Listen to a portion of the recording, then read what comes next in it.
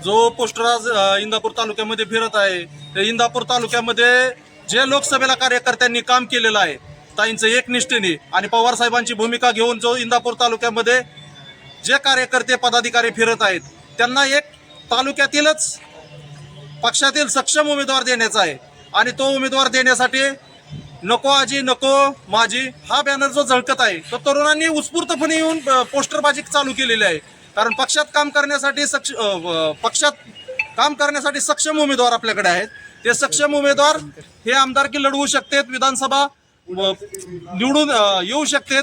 असे सक्षम उमेदवार असताना बाहेरील उमेदवार नको अशी एक तीव्र भावना पक्षातील सर्व कार्यकर्त्यांची झालेली आहे। त्यामुळे तो पोस्टर फिरत आहे आणि महत्त्वाचं म्हणजे अजून कुठलाही प्रवेश नसताना आमच्या पक्षाचे तुतारी चिन्ह हे वापरण्यात येत आहे। हे वापरलं नाही पाहिजे, आमच्या पवार साहेबांचा फोटो वापरला नाही पाहिजे। पक्षामध्ये प्रवेश केल्यानंतर त्यांनी वापरला, पुढं काय झालं तर त्याची गोष्ट वेगळी आहे, पण त्याच्या अगोदर पोस्टरवर तुतारीचं चिन्ह आणि फोटो वापरून आमच्या कार्यकर्त्यामध्ये संभ्रमाची भावना निर्माण नाही केली पाहिजे।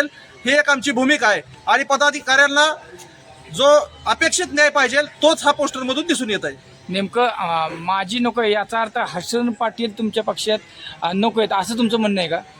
माझी नको याचा अर्थ असा आहे की लोकसभेला त्यांनी सुप्रियाताईंच्या विरोधात काम केलेलं आहे। सुप्रियाताईंच्या बरोबर नव्हते, ते भाजपचे ज्येष्ठ नेते आहेत। त्यांनी भाजपची भूमिका इंदापूर तालुक्यामध्ये स्पष्टपणे सुनित्रा वहिनींच्या बरोबर काम केलेलं आहे। जर त्यांनी लोकसभेला जर काही काम केलं नसतं किंवा काही नसतं तर तो भाग वेगळा होता। त्यांनी पूर्णपणे सुप्रियाताईंना विरोध केलेला आहे। त्यामुळे तालुक्यामधील आमच्या कार्यकर्त्यांच्या पदाधिकाऱ्यांमध्ये त्या भावना तीव्र आहेत।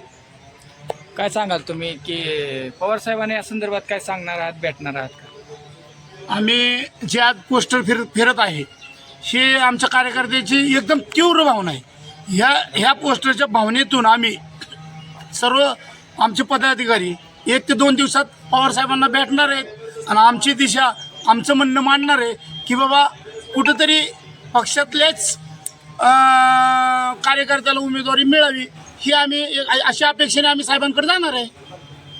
काय सांगाल जे बॅनरवरती पवार साहेबांचे फोटो येत आहेत त्याच्यावरती भाजपच्या नेत्यांचे फोटो येत आहेत, त्यांना असा पवार साहेबांचा फोटो किंवा चिन्ह वापरायचा नैतिक अधिकार नाही। ते भाजपचे ज्येष्ठ नेते आहेत, त्यामुळे ते हे जे कार्यकर्ते करतात किंवा कुणी त्यांना सांगत असेल तर हे चुकीचं आहे। याचा अर्थ असा आहे की त्यांच्या पायाखालची वाळू घसरलेली आहे, त्यामुळे त्याचं आत्मपरीक्षण करावं।